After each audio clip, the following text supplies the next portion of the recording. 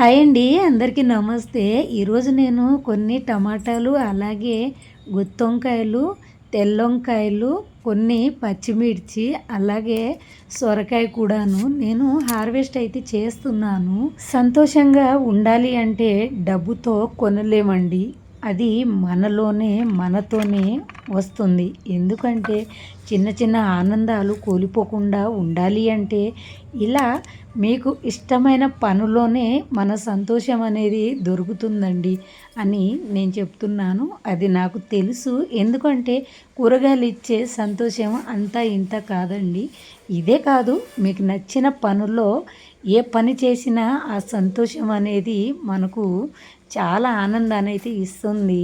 కాబట్టి చిన్న చిన్న ఆనందాలు కోల్పోకుండా మీకు నచ్చిన పనుల్లో మీరు సంతోషము ఎత్తుక్కోండి అని నేను చిన్న సలహా అయితే చెప్పగలను. చూసారా, నా సంతోషం అంతా ఇంత కాదు.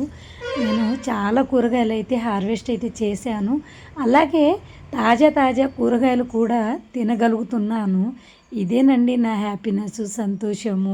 చూశారు కదా, వంకాయలు, తెల్లొంకాయలు, గుత్తొంకాయలు, నల్లొంకాయలు, అలాగే కొన్ని టమాటాలు, పచ్చిమిర్చి, వీటితోనే నాకు టైం అయితే గడిచిపోతుందండి. చాలా చక్కగా, సంతోషంగా, హ్యాపీగా నా జీవితం అయితే అలా సాగిపోతుంది.